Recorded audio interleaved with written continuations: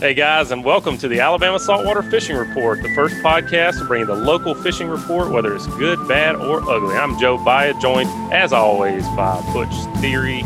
Let's say, Butchy boy, how's the week going, buddy? Man, so far so good. I'm sitting here with the windows open, breeze is flapping in my beard. I love it. Man, a little crispness to the air does something for the soul. I just feel like a new person. Right. Well, it really does, man. It's rejuvenating. It feels like the world doesn't hate us anymore. Agreed. Stuff showing up, good fish stuff happening in the tributaries and the tidal rivers. I'm a little bummed out, man. Why's that? Well, we're not going to be going on our trip this week. True. That does stink, and I can't even go hunting either. So that's even worse. I'll tell you what though. Let me tell you what stinks worse than having to cancel a blue water fishing trip you've been planning for 6 months. Getting your face kicked in 5 and 6 foot seas. Yes. Yeah. That is 100% worse. I agree completely. It's just one of those things, man. We usually do our trip in September, and even then it's kind of sketchy, but this time of year, it's just tough to get 2 or 3 days into session where you can really go out and get something done. Yeah, that's the thing is, like, I love going out there this time of year, but I'd say probably about, if we're going September, October, about 1 in every 4 years, we tend to cancel. Just windy. And I've been enough to know, I've had my butt kicked enough to know I don't want to get it kicked anymore. Yep, me too, man. I'm getting too old for that. Getting feeble in my old age. You've been getting to do a little river fishing this week? Yeah, man. It seems like the reds and the specks are starting to show up. Some super nice redfish. I haven't really been very far from my dock, honestly, but they're starting to show up pretty good ways upriver, which is really awesome. That's good to hear. You know, I kind of hate that the weather did get bad because there's some nice fish being caught in blue water. We're going to get that report in a little while, talking to Chris Vecsey. We're going to hear a little bit more about that. And it does look like towards the end of the week, that wind is going to start to subside. And I would imagine it's going to get good again. I mean, like we've said many times on here, a lot of folks forget about offshore fishing in the fall and even into the winter. But, man, it's just as good out there. We're going to be going right now. One of the things that's a struggle for offshore fishing is that this time of year, you've got these fronts pushing through. You got a lot of days, just like the scenario we're in. We're not going to fish this weekend. Most people are not going to fish. So there's not going to be any boots on the ground report. So if you're heading out next Monday, Tuesday, early part of the week, later part of the weekend, you're kind of going out blind. And agreed.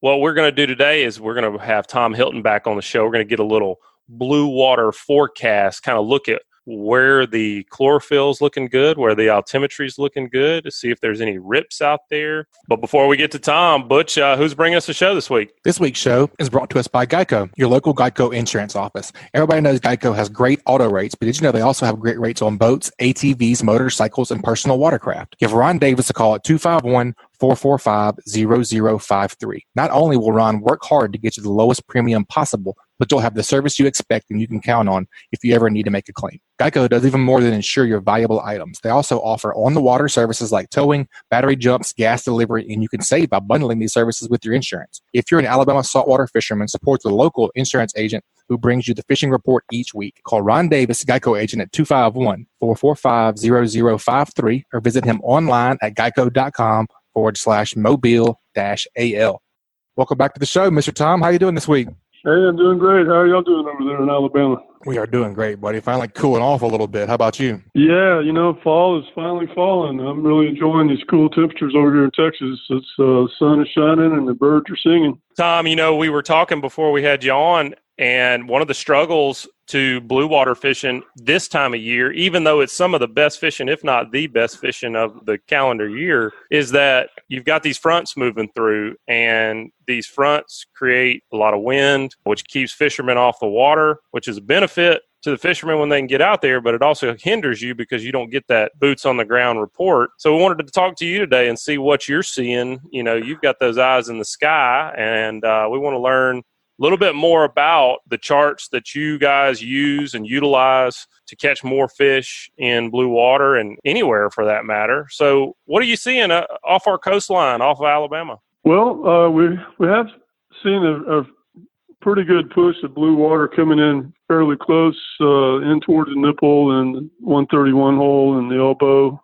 squiggles. Of course, it's been kind of a strange season this summer. I mean, just a lot of green water and dirty water from the rain runoff, but finally the water's starting to turn over, and we didn't get a really good shot last night, but the night before we got a really clear one that shows some really good color changes, and which could be some nice weed lines and so forth. But yeah, it's really looking pretty decent inshore in terms of the color. Now, the altimetry is a little questionable. There's a huge upwelling cyclone way in the heck out in the center of the Gulf south of Alabama that it's a big counterclockwise current that's coming up inshore too in all these areas I was just talking about. Let me pull that back up here. So you got some decent current in around the 131 hole and the nipple. And so if the altimetry may not be optimal, but if you got some good current, some good structure with good watercolor and your temperatures are good, I'm not going to say you're not going to catch fish out there, because that's certainly a good time to be out there. I really like what you said on the last show about kind of building your poker hand. If you've got one ace, that's great. Two aces is better, and so on and so forth. And it sounds like that area you're talking about is maybe three of a kind, not quite a full house. Right. What about sea surface temperatures? So as we start to get cooler air coming out over, and starting to cool the water of the Gulf of Mexico, how important is sea surface temperature to look at? Oh, very.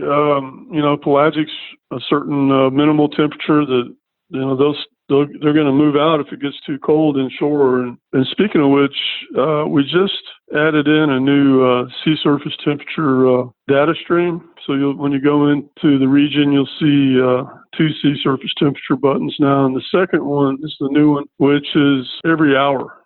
It's just every hour on the hour. Wow. So you get a lot more generations of shots every day. So, which is important, due to cloud movement. You may not get a good shot in the area that you're interested in due to clouds being in there. But the more shots you're able to get, the more likely you're going to get an opening where you can see the data, and then go in and use the tools to refine the data and pop out where your weed lines will be. Tom, with regards to temperature, is there a switch? Like we talked about in the summer, we're looking for those cooler temperatures. When we get into fall, winter, and early spring, are we looking for warmer pockets of water at that point? And what's the trigger? Like, what's that dividing line where you say, okay, now we need warmer pockets of water? Well, we're in that transition zone right now.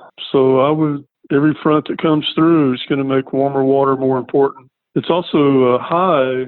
So generally speaking, I like to fish before the fronts come through. It's that prefrontal bite, the lowering of the barometer, and then once the high goes through the front, and then you have a high system, it just kind of knocks the fishing off for a little bit, for a day or two, until it can recover. So it's all in a matter of timing, just like anything in life, I guess. You just want to make sure you're timing it right on the fronts, and then hopefully you'll be successful. Yeah, that's what makes it tough about, if you don't have the boat and you're kind of planning in advance, some of it's just luck. Yeah. You just don't really, you got to go with what's there at the time. But if you do have a boat, or you have even better if you got a buddy with a boat. That's right. That can also go at the drop of a hat. Yeah, that's where it's important. Because like for instance, Sunday, the Gulf of Mexico was a lake, this past Sunday, but today it's probably, I wouldn't want to be out there right now. So, nope. What about, you mentioned that green water, and it's been a struggle all summer long. Like I say, listening to you talk about these areas of good water, it makes me even more sad that I'm not getting to go this weekend, but because I know that there's a good chance we'd catch fish if the weather wasn't tough. But is the water pretty much subsided that was coming out of the Mississippi River? You mentioned that's starting to turn over. Will we see that start to pick up again as winter rains pick up? Well, I don't know. That's just something that you never know what the conditions will be in terms of how much rainfall we get. But wind direction and current direction, I would think all that's a factor in that as well. Yeah. The foreseeable future looks really good right now, though, in terms of your clarity and your good current. I really like current. It's just kind of the wild card here is how much the altimetry is going to affect that in that area.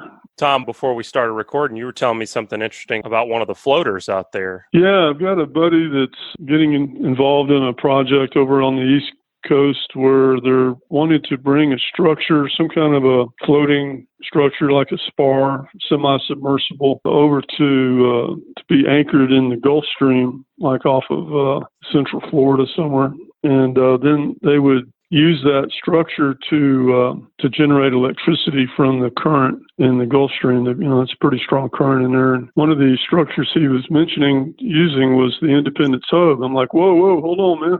We don't want to be taking the hub out, So he says, well, it's slated to be removed here somewhere in the near future. So just thought that was some interesting bit of info, some intel there. Hate to say it.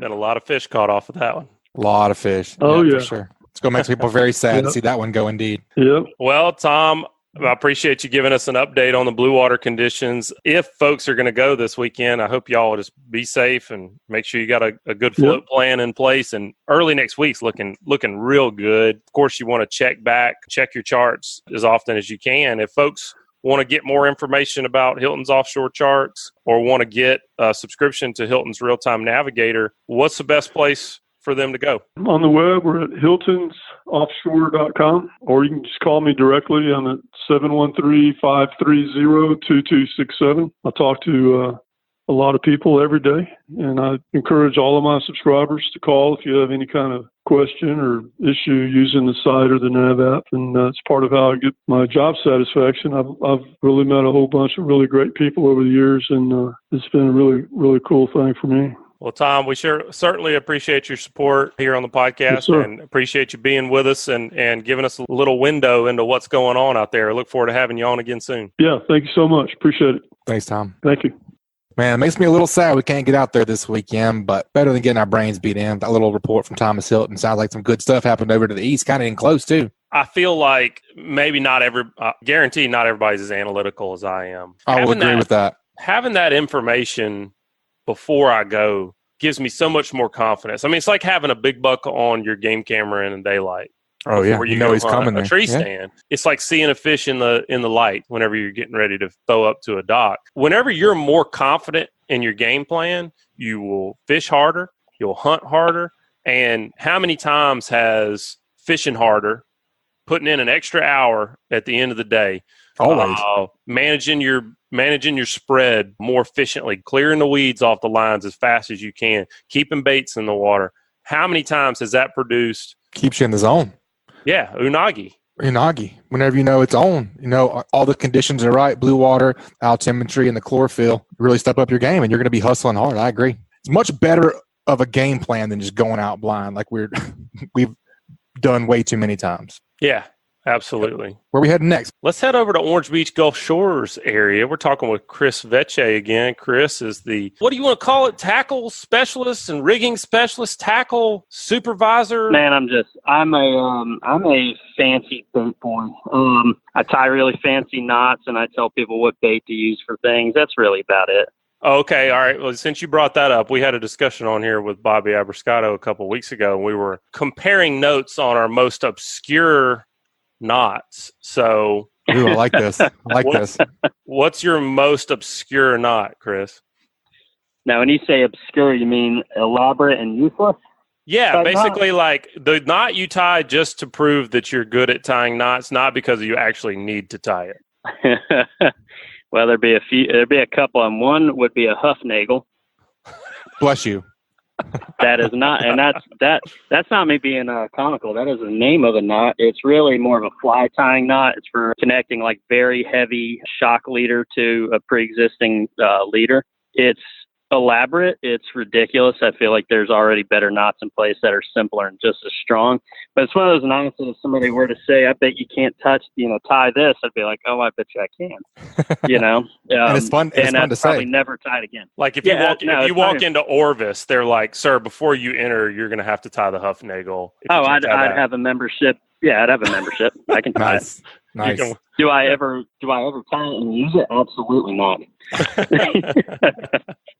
Well, Chris, But you do a lot of inshore fishing, good bit of offshore fishing over in the Gulf Shores, Orange Beach area, and also I'm sure you talk to everybody that's fishing when you're at Sam's Bait and Tackle. So let's do a little bit of a hybrid report. What's been going on with you this week? A little bit of everything. I mean, me personally, I've been fishing inshore and been fishing freshwater. This is the time of year where I get kind of a bass kick, so I start fishing some rivers and stuff. But the inshore fishing's too hard to ignore. You know, you were talking before I came on. You're talking about confidence, not just with baits, but just overall scenarios. And one thing about the fall is a pretty well-rehearsed thing. You know, front start lining up, it pushes the fish one way and pushes them the other way. And when we start getting those cold fronts, I feel very confident in where I need to go to catch whatever target is on the chopping block. So lately, for me, it's been a lot of inshore redfish, speckled trout, flounder, starting to get a little more consistent down here. And then the offshore scene, you know, we're finally getting some cleaner water near shore. And whereas normally we start fishing for like, you know, white marlin, wahoo, things like that down around the spur, the nipple, elbow. We usually start hitting that stuff as early as August. But, you know, water temps have stayed pretty high later into the season. And then we've had a lot of very dirty water. And we get a lot of that dirty water. Not many people are going to put in the effort to troll. Are there some fish out there during those periods? There are, but not like it should be. But we're finally coming into a fall bite, and it's this past week has been pretty phenomenal. Besides our little tropical storm upset thrown in. Yeah, for sure, Chris. I'm gonna back you up a little bit to the inshore. Go ahead. I saw a picture where you posted you've been doing some kayak stealthiness. Yeah, I've been in the kayak. That's in the fall. I'm always going to be either in my kayak or I'm going to be on the pulling platform, my skiff, pretty much. I've seen that little skiff you have. That thing is sweet. Clean up on aisle 7. Yeah, I don't know what. I'm outside and I could hear that intercom. Jesus.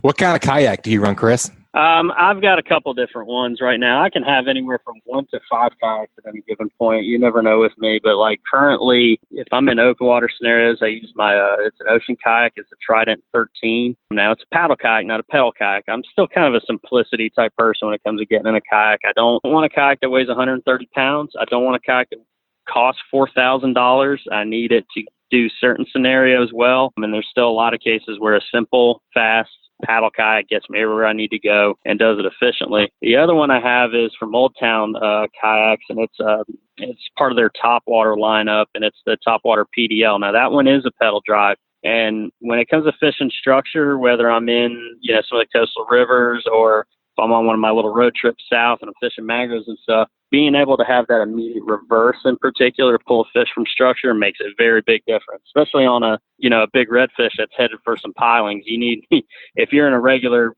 paddle kayak, you have no brakes to slam on. The kayak is going to move unless you got an anchor out. So that immediate reverse is great for pulling on a fish or for holding position. You mentioned the pedal versus the paddle, and if you had to pick one, if you had to, what would you just go one for? Kayak. No, not necessarily just one kayak, but would you pick pedaling or paddling? Paddle. Tell me why. I still like the kayak for simplicity's sake.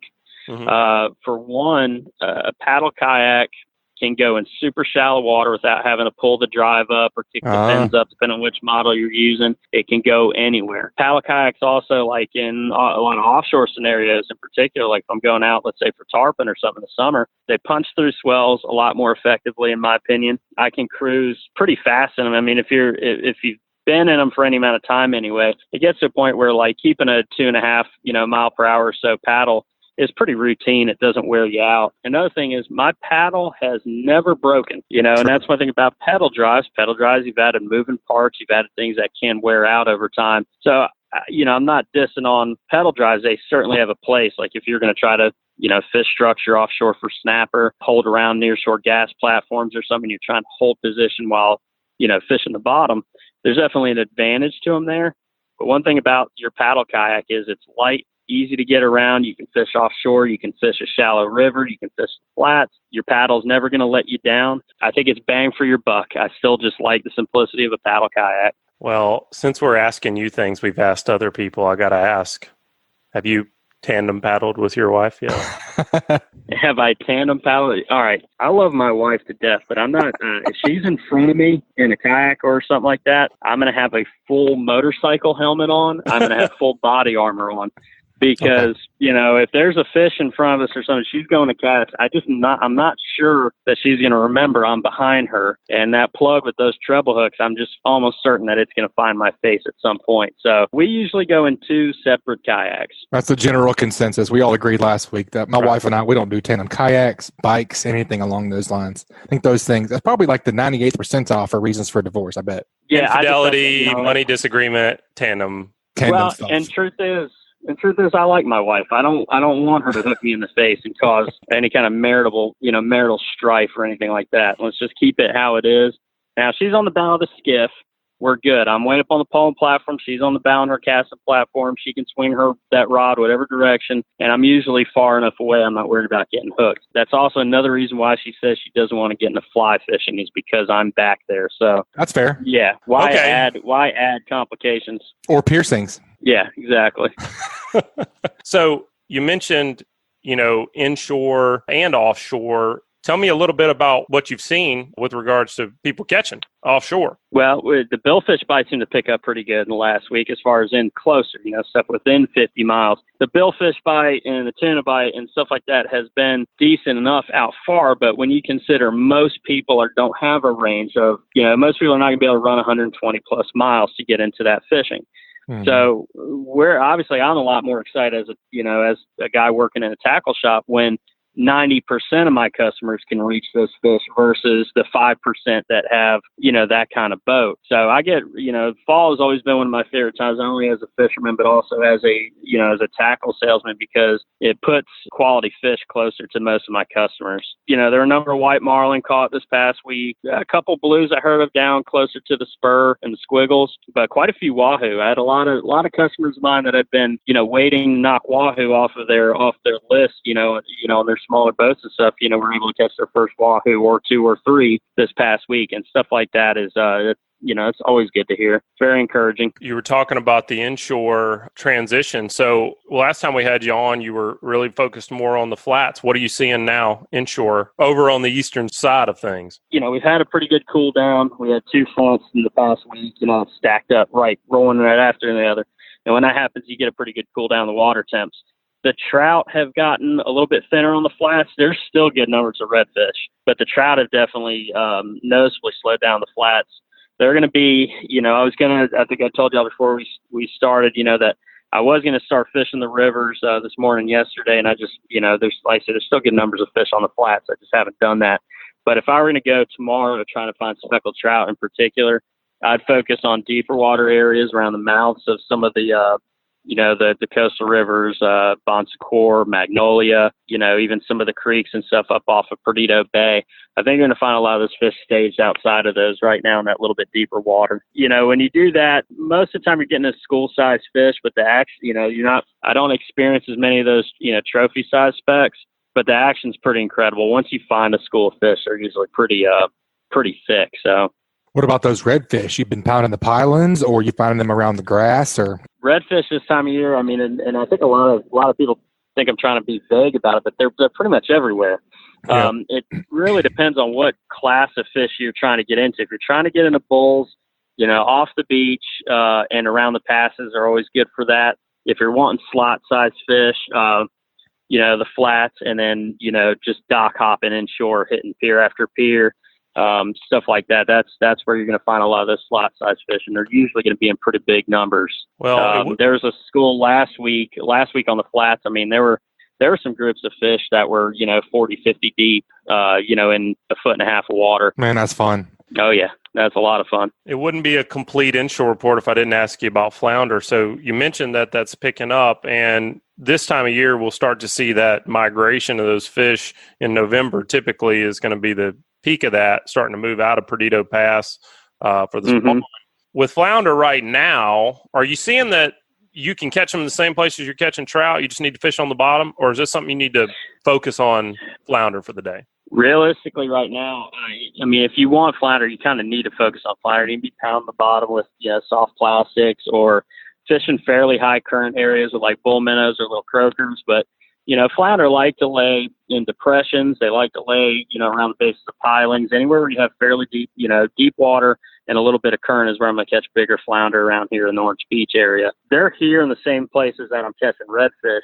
It's just when I'm doing a lot of sight fishing in particular, it's not really a scenario where I'm casting a lot. But the guys that are working the bottom, the guys that are live bait fishing in those high current areas, they're the ones that are catching the majority of them. You can also drift through the pass and stuff this time of year and pick up flounder. They'll actually lay in the riffs on the bottom in the pass. And if you just keep your bait in contact with the bottom, you usually do pretty well. Awesome, man. That sounds like a great report. You mentioned the cold fronts. That's going to bring us to we got a cool Hey Cap question this week, and we want to ask it to all of our contributors because it's applicable to this time of year and it's applicable to inshore, offshore, onshore, and all of that. This week's Hey Cap question is brought to us by CCA Alabama.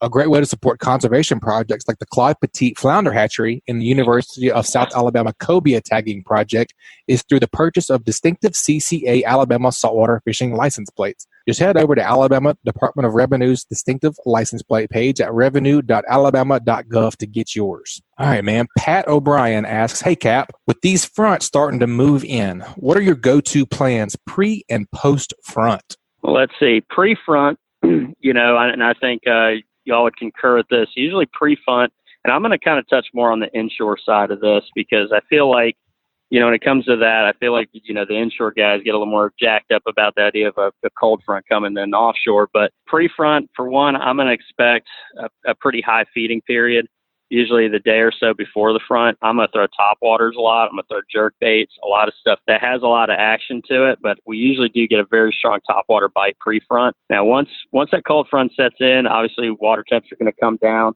You usually get higher pressure. Fish are going to be a little bit deeper. You're usually going to move into creeks. You're normally going to move into deeper holes and stuff adjacent to flats, especially here in Perdido Bay and Big Lagoon. I'm going to switch over to plastics a lot. I'm going to switch over to like those bugs lures I've talked about many times, things that I can work slower and have a lot of action out of them. If I am using baits like twitch baits, I'm going to have long pauses in between the actual action of the lure. That's when I'm going to see most of my strikes is not when I'm working lure, but actually on the pauses. So pre-front, I work a little more aggressively, lures that have a lot more flash, more action. Post-front, it's all right if your lures have a lot of flash to them, but you got to slow down. Slower is usually better once the front sets in. We always kind of had the saying during a cold front, especially, everybody's telling you to slow down. And if you're not catching fish, most people think they're going too slow. And I tell them, well, slow down some more. Because usually that's the better route to go. You're usually working too fast if you're not seeing the results you want. I like that's that. Awesome. Yeah, heck yeah, that's awesome. That's a good thing to remember too, because that's kind of a vague recommendation. Work your bait slow. Well, that means different things to your everybody. Slow is going to be way different than my slow. Right. And exactly. So go a little slower. And it almost sounds like you're saying that scenario of I'm working it too slow. Does that even exist? Well, and I get people, and that's the thing is I get people ask me all the time because they'll come in for advice and I'll show them, and I try to be as helpful and as, because I want my customers to catch fish, obviously. So I'll show them pictures of fish I've caught, the lures I'm catching them with, and they'll take said lures, they'll go fish, and they'll be like, Chris, I did what you told me to do and I'm still not catching fish. And I'll ask them, I'll be like, well, how did you work your lures? And they'll tell me, I'm like, you're going too fast. They're like, well, I slowed way, way down. I was like, slow down more. Yeah. They're like, man, I was going really slow. I'm like, well, you're still going too fast. And what I've kind of gotten to, especially with people fishing, whether it's plastics or twitch baits in particular, I go to, to try to explain a retrieve. I'll tell people to do like a 2x3 retrieve or a 1x3 retrieve. And what I mean by that is, it's like twitches of your rod tip. If you're working a twitch bait, I'll say 2 twitches, 3-second pause, 2x3, 3 twitches, 4-second pause. And you're trying to build up a cadence there, something that a fish can track and start to more or less build a pattern of the bait.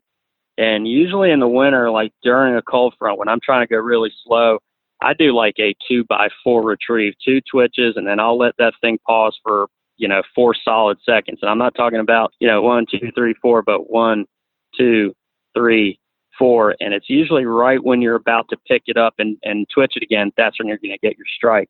But you almost have to let the fish build up the pattern of the bait and how it's moving. And you do a lot better by doing that. They're very instinctual. And when you have that very, solid routine with the lure, they can time their strikes a lot more effectively. That's really great. Just really great, because that gives people something to work off of. If they're doing that, then they can say, okay, I'm not getting bites there. I can slow it down more, and I know how to slow it down because I'm using the same measuring exactly method. And it's like you said, every one person's slow is not the same as another person's slow. And how many times have you fished next to somebody and either they're catching fish or you're catching fish, and one or you're looking, they're like, well, they're using the same lure, we're doing the same thing. No, you're not. It's like you would be catching fish as well or you would be catching fish as well if you're doing the same thing. There's usually something just a little different, and it's because you're working the bait a little too fast, too slow, or you're twitching a little bit different. And it's by having that formula, that 1 by 1, 2 by 2, and breaking it down by actual actions of the rod and seconds in between, you can kind of explain to somebody a little bit better on the timing of the lure and how to work it. Chris, the scenario you just described of fishing next to somebody who's just catching way more than you, that's what Butch has felt every single time he's ever fished with me. It's my life. Yeah. Yeah. So, has it led to a drinking problem or anything? I feel like you just made a real breakthrough for him. Really got to sneeze. Sorry. Man, that's an awesome report, Chris. That's really, really good stuff. That's why I love this podcast, man. These guys are just incredible at what they do. That was really, really good information. Yeah, thanks, man. If folks do want to come by and purchase some tackle or get some information on how to slow themselves down, where can they find you over in Orange Beach? We're on Canal Road. We're about a mile past Dock Seafood on Canal Road on the left. Address is 27122 Canal Road. They're also welcome to call up here. It's 251-981-4245. Now, I'm here Wednesdays through Saturdays, but you can call 7 days a week. Me or Mark, one of the two of us is always in the shop, and either one of us can give you whatever info or suggestions you need. Excellent. Thanks, Chris. We'll talk to you again soon. Yes, sir. Man, I love that. I love hearing Vecsey talk about nerding out on some cool stuff like that. I'm going to go ahead and tell you that's probably what I learned today, but we won't get into that yet. Where are we headed next, dude? Well, let me back you up a little bit, Butch. I mean, did you like that? Because he didn't say that you had to count over 4, so you should be able to do that. I can do those. I got 4 of those. Right. 1, 2, 3, 4. I can do that. I'm excited for you, man. It's a game changer for you. Small numbers. That's my game. Let's go down and talk to the Pier pounder, David Thornton. And I want to hear how things change as we get into fall. David, the Pier is one of those places where I still think there's a lot of people who fished their whole life and they've never gone out on the pier, and they need to. It's an experience. I've never fished off the pier. Like Butch, I mean, this weekend we're not going to be able to go offshore because it's going to be rough. No such thing as a rough day on the pier, is there, David? No. I've been fishing it for 50 years and I hadn't gotten seasick on the pier yet. That's a good thing. Yeah. Well, how's it been going out there this week? Well, pretty good. Yeah, we had that storm, that messed the water up for a little while, but the water's calmed down. It's gotten clear again. They're catching mackerel again, so life is good. There's a few bull reds mixed in, and they're just anxiously waiting for kings to show up. So, David, if somebody's trying to plan a trip to the pier where they've got maybe multiple days they could go and they're going to devote a day to it or devote a morning or an evening, when a front comes through that messes up the water or a storm, how long does it take after that front or after those winds for the water to get back right? Is it 24 hours, 48 hours? What's the... Yeah, a couple of tide changes. The big factor is how rough it got, how muddy the water got and all, and then what the wind is doing afterwards. If it goes fairly hard out of the north, the water will clear up, it'll calm down and clear up pretty good. If it just kind of dies off, the swell may linger for a day or two, and that long period swell can kind of keep the water stirred up, especially closer to the beach where it's shallower. Out on the end, it often outside the sandbar, it'll clear up, a day or so earlier, depending. Now, sometimes if we get like just a moderate northeast breeze, for some reason, that just really seems to get the mud away from the pier. It blows it away, or it pulls in deeper Gulf water or something to that effect. And traditionally, that's been our time when the water's cleared up after a front, is when the wind swings to a northeast direction. David, you were talking about mackerel, and you don't even know this yet, but I've got an article planned for next spring, and I'm going to make you dive deep on the bubble rig. because it's something we hear people talk about a lot, but I really don't think that many people understand it, or what is it? David talks about it all the time, and I still don't know what a bubble rig is. Right. I'm still trying to figure out what snobbling is. Right. It's I was going to say. I got the snobbling down. Okay.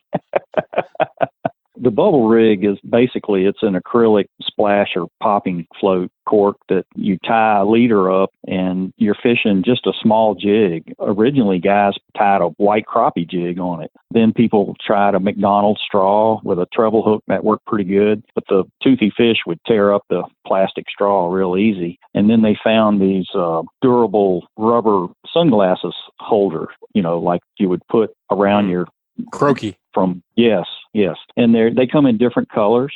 Bright green works good often. Orange, fluorescent orange works good sometimes. Red, even white sometimes works good. It's one of those situations where color probably doesn't make quite as much difference as the action. And the main thing is that this bubble, you fill it about half or 3/4 of the way with water, and you can get really good casting distance out of it. Hum it out there pretty good, and as soon as it hits the water, you can engage the reel and start kind of giving a little jerk and pop retrieve. It's like a fast popping cork kind of a retrieve where you keep splashing that as it comes back, and that splash or a ploop kind of sound that it makes is similar to the feeding sound that the game fish make when they strike bait fish on the surface. And then they see that little, 2 or 3 inch bait and they just attack it savagely. It's a lot of fun because it's mostly surface action. You get to see a lot of the strikes and stuff like that.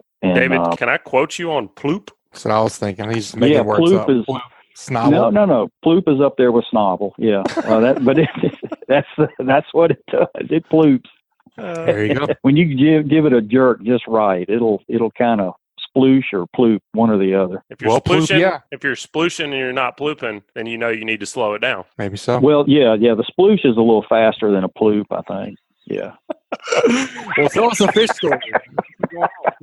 Down there. Well, there's been some good sized Spanish showing up, and that's the big draw for this time of year. These nice 2.5, 3 pound Spanish mackerel. The locals like to call them axe handles. You pick them up, and the tail is about as big around as the handle of an axe. You get 2 or 3 of those, and you got good mess of fish there with just a few fish. Because these are nice 20-inch plus fork-length Spanish mackerel, real thick. They put on a lot of fat because they're fixing to migrate down to central South Florida for the winter, and they're really steaming up in a hurry. And these small lures, like I mentioned, the baby alewives that are around the pier, the scaled herring that are around the pier are just great baits, and they really key off on them well. It's neat because your bait supply is right there at your feet practically, and you can catch the bait and put some in the bucket, and where you can just stay in the game and fish for a couple of hours without even stopping, except to re-rig.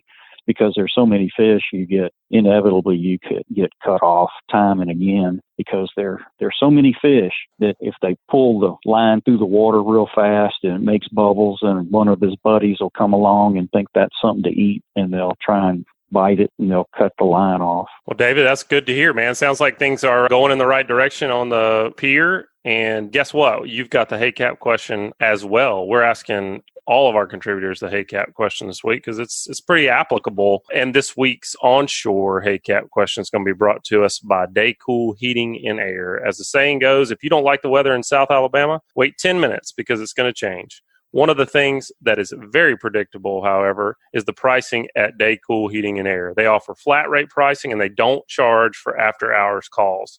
Because let's face it, your HVAC always seems to act up when you need it the most. So don't get stuck between a rock and a hot place. Daycool offers flat $45 service calls, $59 tune-ups, and they offer free estimates on equipment replacement. The pros at Daycool have been serving Mobile and Baldwin counties for over a decade. So contact them at 251-633-5121 or check them out online at www.daycoolair.com or on the Daycool Heating and Air mobile app. They are license number AL07028. All right, David. Pat O'Brien asks, hey, Cap, with the front starting to move in, what are your go-to plans pre and post front. How does that apply to the pier or even the surf? Either one has changes in applications. Pre-front, you get fairly strong onshore winds that rough the surf up. And if it blows too hard or too long, it can dingy the water up. And that's going to, especially on the pier, it's going to change the species that you're going to want to target. Species like Spanish mackerel, maybe trout and redfish, slot reds if they're around, are basically sight feeders. And when the water gets dingy, they're gonna turn off, or they're gonna move offshore where the water's a little clearer until it clears again. So what we have to do is kind of try and keep tabs on what the water clarity is like, by watching the winds and seas at the buoys and stuff like that, the marine forecast, to get an idea of how hard it's going to come up, how long it's going to stay rough, and then as the front comes through, what the characteristics behind the front are going to take, and so that we get an idea of how long it'll take for the water to clear up again. Or in the case of surf fishing, how long it'll take to calm down. If you've got a day or two of a residual swell that's about 1 to 3 feet, that's ideal for surf fishing. But if it's a 20, 30 knot north wind that knocks it flat overnight, you come down the next day and it's like a lake with the wind blowing out. And you can still catch fish under those conditions, but I think everybody generally agrees on the surf that you like a little bit of wave action to show you where the beach structure is, where the sandbars are shallowest, and that gives you an idea of where you need to fish for set lines for things like pompano and redfish and even whiting. Getting back to the pier, when that wind swings to the northeast, usually that's like some kind of magic thing happens there, and the water typically clears practically overnight. It can be really dirty one afternoon, and we get a northeast breeze, and the next day the water is crystal clear, and that seems to turn the mackerel back on again. That is what I was going to ask you, is what trigger do you look for to kind of send you back out, after that front? And you just told me right there, look for that wind to switch around to the northeast, and that's awesome, man. Good information, and sounds like things are going in the right direction. Yeah, we've had a good water temperature drop of about 5 degrees. The water in the Gulf is below 80 degrees everywhere near shore. So that's usually when the fishing gets prime. And here we are, close to the end of October, and it's just going wide open like it should be. The water temperature and the fishing is just about where it should be this time of year. Well, as always, we love having you on and appreciate your insight, sharing your knowledge with us that you gained. What have you been fishing the pier, 80, 90 years now or so? So that's the second time around, yeah. Yeah. Well, yeah, half that long anyway, yeah. And I highly recommend, folks do this if you're coming down for the winter, if you're snowbirding, if you're getting into pier fishing or surf fishing, book a trip with David and let him school you up, get you set in the right direction to start learning it on your own. David, if folks want to do that, what's the best way for them to get in touch with you, set up a trip to get together? Just Google me at pierpounder.com. And that'll take them to my Facebook page, and it's got all my contact information and some reports and stuff like that I've posted lately. And my Pier Pounder Facebook page has, usually my latest report from previous escapades that I've had, taking people out fishing and doing just like you were saying, showing them, the little nuances about pier fishing and how much fun it can be. Absolutely. Awesome. Thanks, David. We will be talking to you again soon, buddy. Stay safe out there. Yes. Y'all take care and hope you catch a bunch. Thanks, Mr. David. You too. All right, Joe. So far, so good, man. It's been a great show. Some great reports. Let's round this thing off with certainly not the least, but it will be the last report of the day. Where are we headed next, bud? Man, I know what I'm thinking about when the first chill of fall comes in the air, and that's what's going on the causeway, the Mobile Delta, the tidal rivers around Mobile Bay. Let's go get the inshore report from Captain Richard Rutland with Cold-Blooded Fishing. What you say, Captain Blood? What's up, Butch Cassidy and Smoking Joe? What y'all doing, man? Oh, man, just giving the report, Cap. That's the two best nicknames I could come up with on the fly there. So I like it. I hope it doesn't stick. I hope it doesn't stick for either one of y'all. But, man, I'm just on top of the world.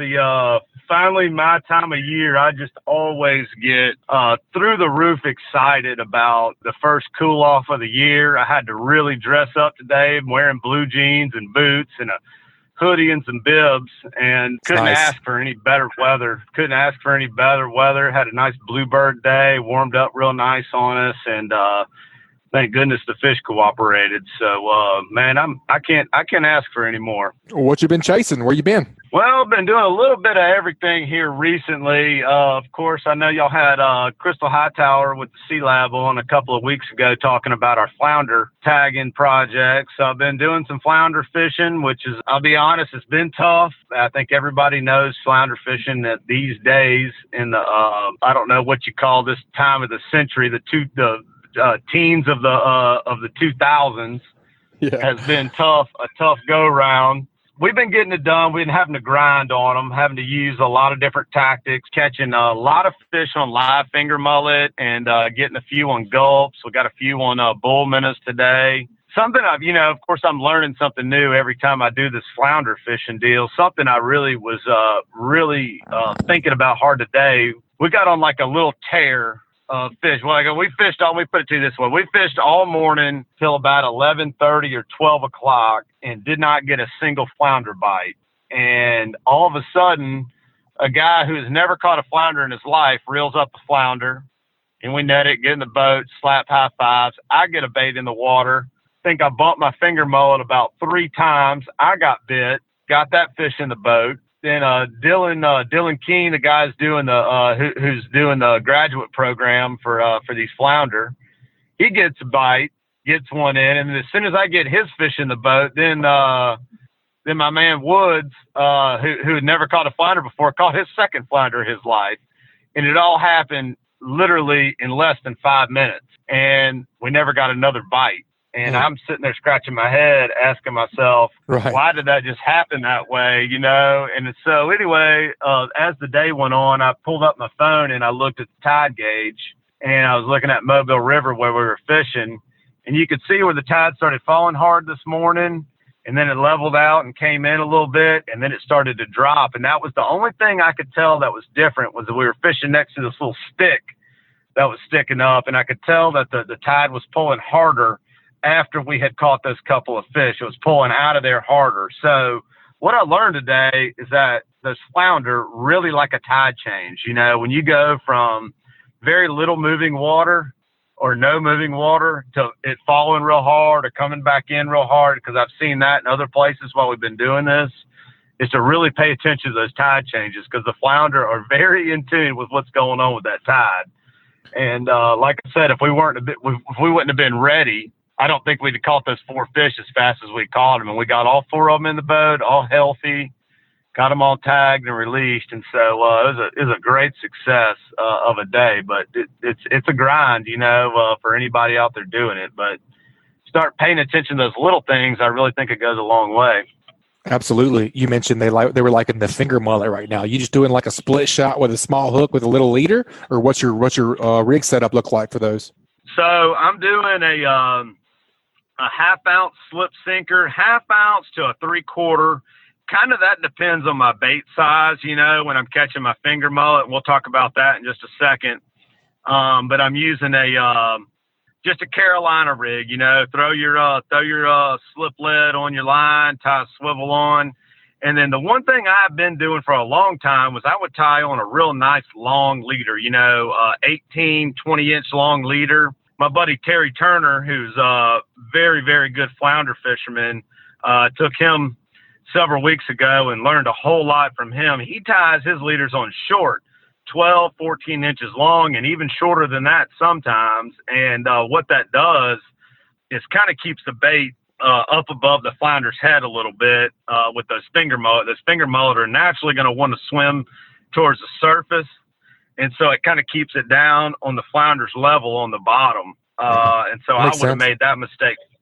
I would have made that mistake 500 times. And then the other thing we're doing too, with those finger mullet, we're hooking them in the back, not through the lips. I've always been a through the lips kind of guy on bull minnows and finger mullet and whatnot over the years. And we're hooking them in the back.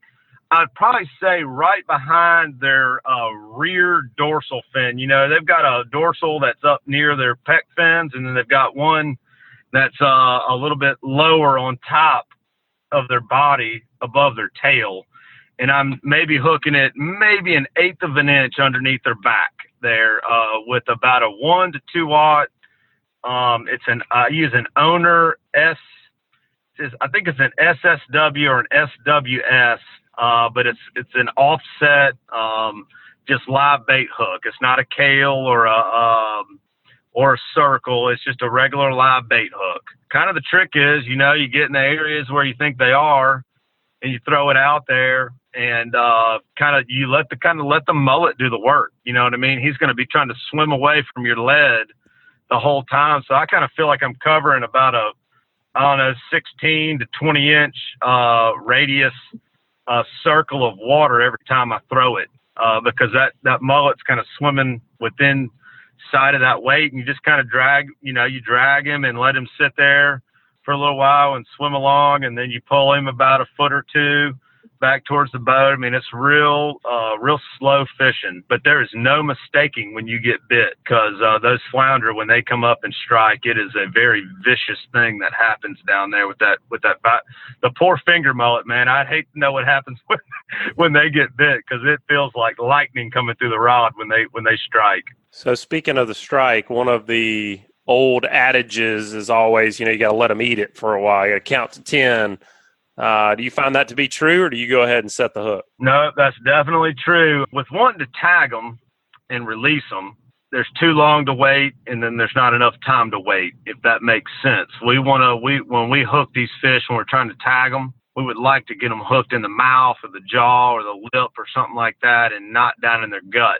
Out of all I think we're up to flounder 34, 35, something like that after today, and we've lost a couple of fish in the live well because they swallowed it. It's funny. Some days they'll come up and you'll feel the thump and you can set the hook immediately and it's down in their throat. And then other days you can feel the thump, you set the hook and you pull it out of their mouth. So there's kind of, if I was meat fishing, if I was trying to put fish in the box, when I felt the thump, I would probably flip my bail over and I would probably wait 10 seconds or so. Right now, I'm trying to get to 3 or 4 before I set the hook. I don't want them to sit on it too long, but that's exactly right, Joe. You want to give them some time.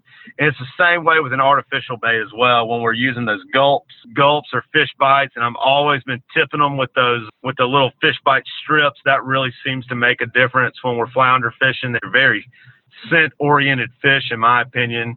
And when I feel that thump, and it's a real pronounced thump, and it's almost like one of those things like, oh, yep, there he is, guys, get the net ready, because I've just got to bite. I drop my rod tip, and I usually click the button and let some line out, and I kind of let him sit on it. I mean, you can let him sit on it 5, 10. Some people drink a beer before they set the hook, on these things.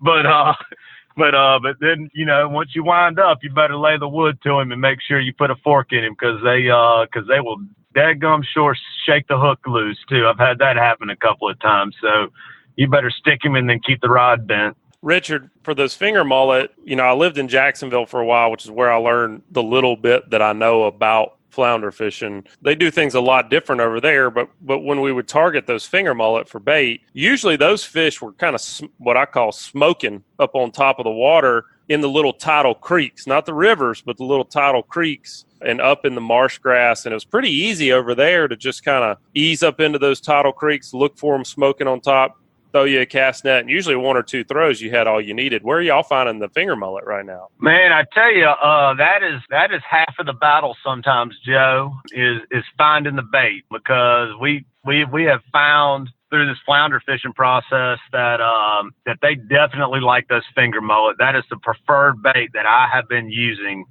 since we've been flounder fishing. And so spending some time either ahead or behind of your trip, locating some of those things, some of that bait is very important. With the main places we've been targeting the flounder have been the Industrial Canal, Dog River, and the Mobile River. And sometimes I've been having trouble in Dog River finding finger mullet. So I've been running down to the Industrial Canal, catching bait, and then running back up Dog River, because that's where I wanted to fish.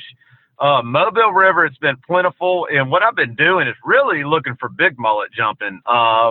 you find a stretch of bank, like there's rocks all over the place in all of these places. So really along the rocks, if you see some big mullet jumping along the rocks, usually you can kind of get up there with your trolling motor. And I've had trouble catching them first thing in the morning. So I've been trying to have bait from the day before for the next morning to get started with until the sun gets up. And once the sun gets up and you can see the bait around, it's definitely a sight deal. You know, I've been having to see them. I can't throw blind and just catch these finger mullet. Sometimes they are up on the surface like what you're talking about. I haven't found that to be quite as effective. The other thing too is you better be good with your cast net. You better be quick to pick it up as soon as you throw it, because most of it's been around rocks and structure and stuff like that. I mean, I don't know if anybody pays attention to my Facebook page or not, but so I was just about to say, that's why you've been mending your net every night. Yeah, my wife's been up at night helping me sew that joker back together, because we've been ripping holes in it and breaking braille lines. And it's I've had the net that I'm throwing now, I've had for about 5 or 6 years now, so it's ready to throw away and get a new one anyway. But I'm almost scared to get a new one because I know I'm going to tear it up as soon as I get it. But having a good cast net is definitely a big deal. I use a 3/8 inch mesh, about 1.25 pounds of weight per foot, and I like throwing like an 8-foot net, and 6-footer would definitely get it done, but I like an 8. It's a little bit bigger, but that smaller mesh is important on this finger mullet. You go any bigger than that, you're going to start gilling them. There's nothing that makes me happier at trying to catch flounder than having 30 or 60 nice sized finger mullet and bait well. And the other thing to note too is there is literally no bait too big enough for a flounder. You could have a 7 or 8 inch long finger mullet, and a regular like 2 to 3 pound flounder can eat that bait no problemo whatsoever. I've definitely seen that. Richard, for the folks that listen to this show regular, they're going to get tired of me telling the one tip that I know. But I'm going to tell it again anyway. One of the things that they do I learned over in Jacksonville is they would go get those, because they get a lot bigger flounder over there. Like, a 10-pound flounder over there is like a 6-pound speckled trout over here. It's not that. Yeah, I heard like a 10-pound flounder gets you like 5th place in Jacksonville, Florida, right? Yeah. I mean, that's kind of like, nice fish, buddy. All right. So what they do over there is they'll get these really big finger mullet, like you're talking about, 8-10 inch finger mullet, and hook them like you're talking about behind the dorsal where they can swim away. But then they'll do a dropper loop, maybe 12 inches behind their hook that they've got their live bait on, and on that dropper loop, they'll put a gulp swimming mullet, a fish bite, Fight Club, some kind of scented shrimp or mullet imitation artificial. And then they'll rig it up on a normal Carolina rig. And then as that mullet is swimming around on the bottom, like you're talking about, he's dragging that smaller artificial behind him. And so what they're doing is covering ground where a bigger fish may go after that big mullet, but they're picking up some of those smaller flounder on the artificial bait. So I challenge you to try that and tell me if you get any bites. I've never heard you say that before. Yes. No, I've never heard that either, but I'm gonna damn sure try it tomorrow morning whenever I go flounder fishing. It makes sense.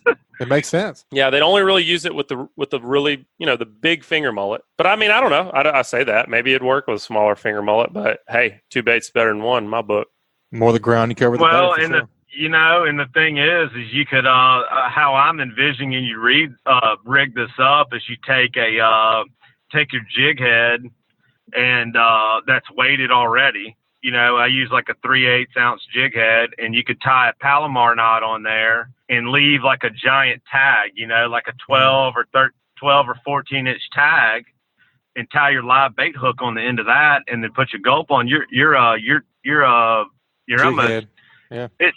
Yeah. I mean, you're fishing 2 lures at that point. You know what I mean? Because like you said, the finger mullet's going to be moving that jig head around down there. That's a great idea. I can't wait to try it. Well, what about the reds and the trout, man? Are we starting to see any bird action on the trout front up in the Delta? Man, I've seen a few birds working some shrimp and stuff like that, but it hasn't been anything gangbusters yet where you pull up in there with grubs and popping corks and artificial lures and start casting in on them in that deeper water in these rivers or even in the shallower bays. I've just seen a little bit of activity, a few birds working here, a few birds working there. And all that really means to me is that the shrimp and the fish are in the area, but they're not all really, it's just not full-fledged fall action just yet. You know, we're real close to that happening. I feel like this cold front that we just got last night has not really set in yet, if that makes any sense. You know, we're recording this today, which is Wednesday, and it just got cold Tuesday night.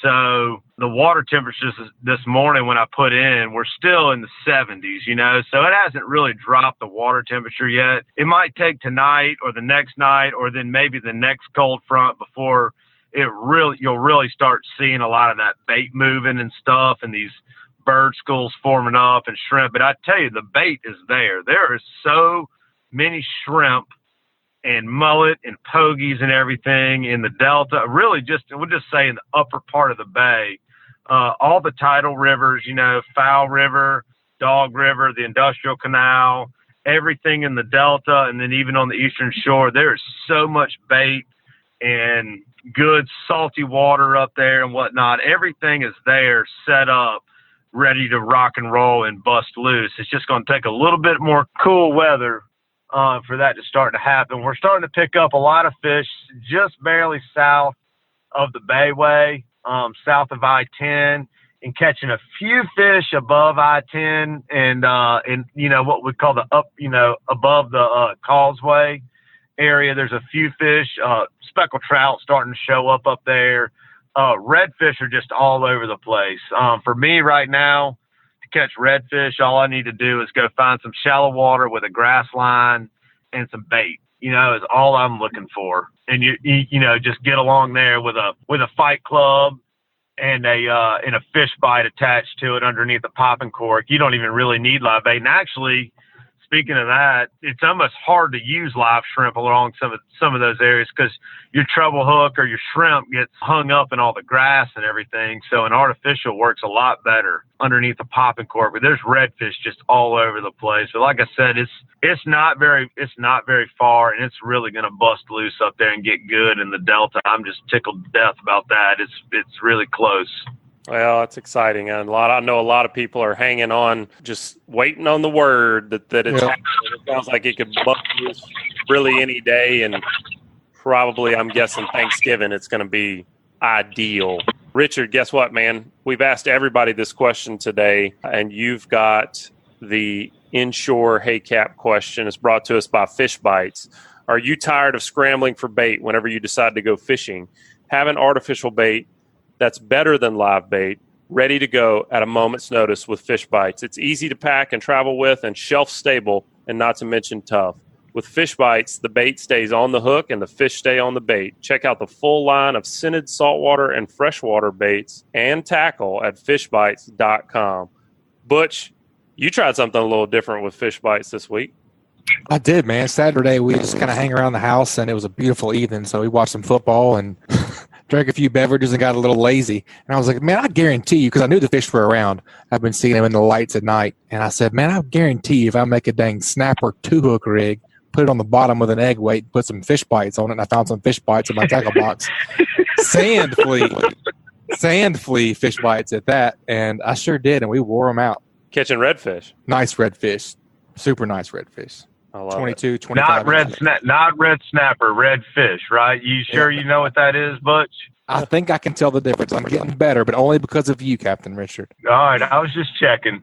Well, Richard, Pat O'Brien asked this week, he says, hey, Cat, with front starting to move in, what are your go-to plans pre- and post-front? All right, what do you think inshore? I don't know if I should give one of my best childhood friends the right answer or not, but for the rest of everybody else, I think I'll give a good, honest answer. So something I've kind of seen, to answer the question, something I've kind of seen since this last cold front we've had and this current cold front we have, and then, of course, the next one we have in another couple of days, is the initial front definitely dropped the water temperature pretty good and definitely turned the fish on, especially in shallow water. I have not experienced a good what I call deep water bite yet as a result of the front. And I'm going to get to that in a second about deep water. But so what will happen is it drops, the water temperature drops, and I feel like it really fires the fish up. It gets the bait moving. It gets the fish feeding, and the fishing has been really, really good in shallow water. We've been using popping corks and live shrimp. Been catching a few fish on artificial. It's been a little bit tougher for me on artificial. I've talked to other couple of captains, and they've done good on semi-good on artificial, but nothing beats live right now.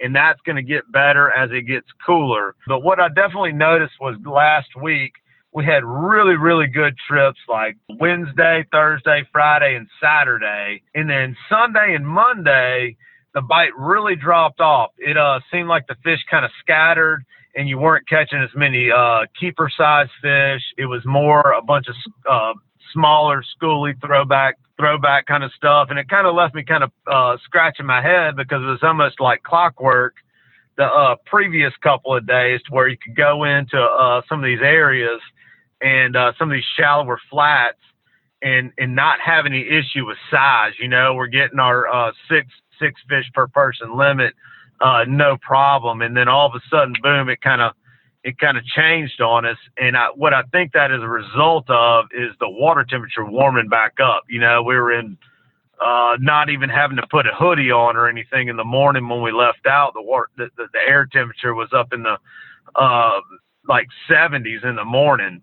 And then it's going to cool back up. And then of course yesterday we had this front blow through, and the fish really started biting good again. And what I did to combat that small fish scattered bite was I moved to a deeper system. I went to the industrial canal, believe it or not, and got on a really good bite in there, free line and live shrimp. And the reason I did that was because I beat my head against the wall Sunday and Monday trying to catch these little fish scattered out in this shallow water. And I said, well, you know, if the water temperature's warmed up in this shallower water, then I need to move to a place that's less affected by the air temperature, that the water temperature is not going to be as affected by. That's why I went to the canal, and sure enough, I found some success in there because that water temperature is not going to be as affected by the air temperature because it's so much deeper. There's a lot more of it, and that really got me a long way. Now, front's moved through, air temperatures drop back down. I'm right back in shallow water today, catching fish real good. So that's kind of a little bit of a game you got to play. And that's going to be that way for probably the next, say, 3 weeks or so, 4 weeks. And once we get in, I'd say mid-November, late November, Thanksgiving timeframe, we're going to move into deep water strictly. You know, once the water temperature gets on down into the, I'd say, lower 60s or so, mid to lower 60s, maybe a little cooler than that, it's going to push them off of these flats. It's going to push them into these deeper parts of all of these systems, the Foul River, of the Dog River, of course, the Delta. You got the Spanish, the Tensas, Blakely, Appalachia. They're all going to pile up down in the bottoms of those rivers. And then I'm going to start really using my electronics and stuff like that to start locating these fish. And hopefully they'll be biting artificial bait a lot better by then as well. That's awesome. Richard, we talked to Chris Vecsey earlier, and he was talking about pre and post front things. And he was talking about post front. He had picked up on particularly artificial bait fishing, where it was just, you almost can't twitch it slow enough post front. He had found that. Could you reiterate that? Did you find something different?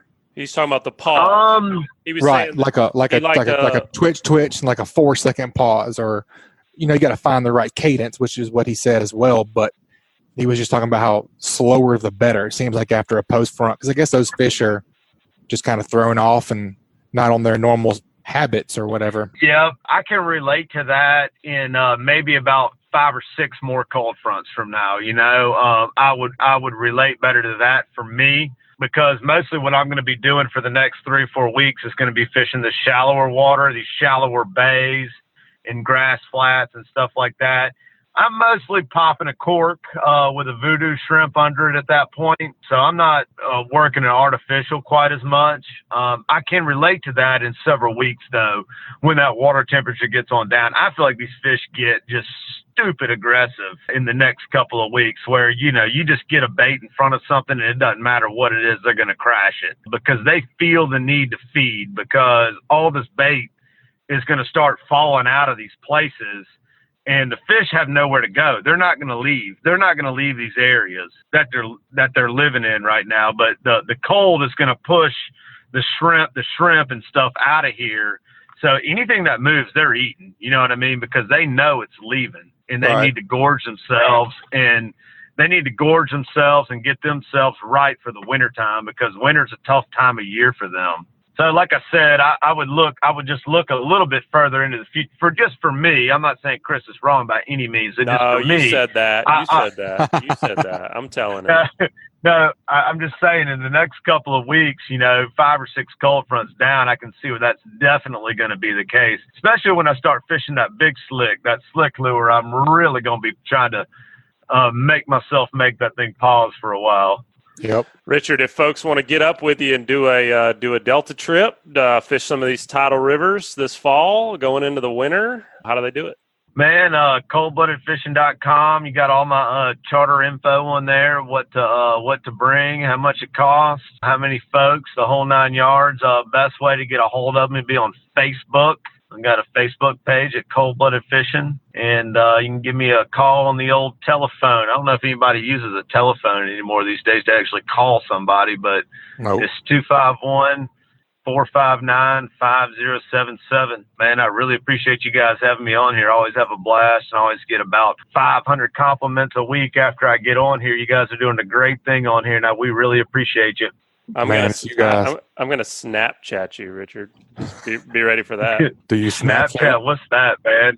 I heard the other day Facebook is only good where adults fight on Facebook or argue on Facebook. That's what I had a little millennial kid tell me the other day. I thought that was pretty funny. Yeah, Facebook's not cool anymore, for sure. No, I got to be snapping or Insta or whatever they do these days. Tweet. TikTok. I don't know what any of that means any longer. Well, dude, we appreciate the report. As usual, we'll talk to you soon, buddy. Keep whacking them. All right, boys. Y'all keep them tight. Man, what a great report, dude. Sounds like things are sounding awesome for inshore, offshore. I don't really want to talk about that. I'm still upset about our trip getting canceled, but, we'll check in first and next week on Hilton's offshore charts and see where things are and then go from there, man. That's all we can do. Listening to him talk about that good water, I was kind of had come to peace with it because I really don't like going out and getting my butt kicked. Yeah. I've done it enough at this point. Knowing that water over there is in close kind of. Yeah, but then he tells me, yeah. I'm like, dang it. I want to go check it out. But hey, What can you do? Sounds like the Delta's in real good shape. Hopefully that'll hold out and we can keep those upstate rainfall to a minimum. Doesn't sound like the local rains have had much effect on any of the tidal systems, so that's good to hear. Really looks like we're, knock on wood, stacking up for a really good fall fishing season, and we deserve it after that summer. It was after last fall and winter, man, it was all Yep. messed up. Started about this time last year, honestly. When did you and I caught the trout pretty good in here? Yeah, the Delta was a lost cause last year. Well, I know, but I'm just saying it started to look great around this time last year. You and I caught the trout in here and foul real nice, and then after that, it was just over. Yeah. So, anyways, man, what'd you learn? I think what stuck out to me was that sometimes things I learn, sometimes things I'm reminded of that I tend to forget. And the thing that stuck out to me was if you're going to go flounder fishing, and really any fishing, but some species require that you get really quality bait. And if you're going to go flounder fishing, taking the time to really focus on those finger mullet. And what I liked about what Richard said is I'm this way. I never get up early enough. Even if I get up early enough, I always feel like I'm not going to be out there in enough time. Yeah. And I'll get kind of antsy, anxious, stressed out. It's not really stressed out, but it's, I'm ready to go. I'm ready to get out there, ready to start fishing. And then when I got to get up in the morning, then go catch bait, I feel like I'm catching bait when I should be catching fish. So if you go flounder fishing right now, man, go out the day before, go out the afternoon before and catch your bait and enjoy being on the water where your focus is catching the bait as opposed to trying to do that the day you're going to go try to catch fish. What about you? What'd you learn? Man, I really, really liked Chris Vecsey's segment. I feel like he was, I don't know, I feel like he was talking to my soul. He just really, really knows his stuff. And he really talked about the cadence and getting, the 2x3 and the 2x4, the 2 twitches, let it rest for 3 seconds, let it rest for 4 seconds, and just finding the fish and finding what those fish want to eat, and about the, super duper slowing down after a front. And like Richard was saying, especially after it gets a little bit cool, those water temperatures get, lower and lower. That's really, really going to be a factor. So I think that's going to be something that's going to up my fish quantity catches for this winter and going into the late fall. Yeah, you're going to be out there counting, and as opposed to just saying, yeah, I was working it slow. Now you're going to say I was working at a 2.4. Yeah. How are you going to reel when you're having to use your hand to count? I have some things in place. Okay. Yeah. I'll let you know. I don't want to give out the secret just yet, but anything over 4 or 5, I got it figured out. Okay. Be looking for that YouTube video. All right, man. Bring us out of here, brother. All right, folks. That's going to wrap it up. Y'all subscribe, rate, review wherever you listen to podcasts. And if you'd like us to email you the podcast, just head over to greatdaysoutdoors.com/ASFR. We'll send you the new show each week. For those Hey Capt questions, you can email us at alabama@bestfishingreport.com, or follow us on Facebook, where Butch does a post, every couple of weeks. About time for another one. Yeah, get those Hey Capt questions in, and we'll send you some Fishbites. We got a care package of them. We got some shirts. We got all kind of cool stuff over here. So y'all get them in, and we'll see you guys next week. This week's Alabama Saltwater Fishing Report has been brought to you by Hilton's Real-Time Navigator, bringing you the highest quality online satellite fishing chart since 2004. Your source for sea temps, altimetry, currents, and watercolor at hiltonsoffshore.com. And also KillerDock. Are you suffering from dock dysfunction? Check out a full line of dock enhancement at KillerDock.com. That's KillerDock.com. Also brought to you by Foster Contracting, Fortified Roofing Pros. Did you know you can save up to 40% on your homeowner's insurance with a fortified roof? Learn more at FortifiedRoofingPros.com or call them at 251-973-9999. This week's Saltwater Fishing Report is brought to you by Angelo, Depaola, the Coastal Connection with EXP Realty, your boating and beach property specialist. Check me out on Facebook at Angelo Depaola Realtor, the Coastal Connection, or call me direct at 850-287-3440. And also, Great Days Outdoors, the South's finest hunting and fishing magazine. Pick up your copy wherever magazines are sold, or check them out at greatdaysoutdoors.com. This week's Alabama Saltwater Fishing Report was brought to you by me, Joe Baya, and National Land Realty. If I can help you in any way with purchase or sale of land in Alabama or Florida, whether it's timberland, farmland, recreational land like hunting land, or even agricultural land or ranch land like horse farm, drop me a message at jbaya@nationalland.com. That's JBAYA@nationalland.com.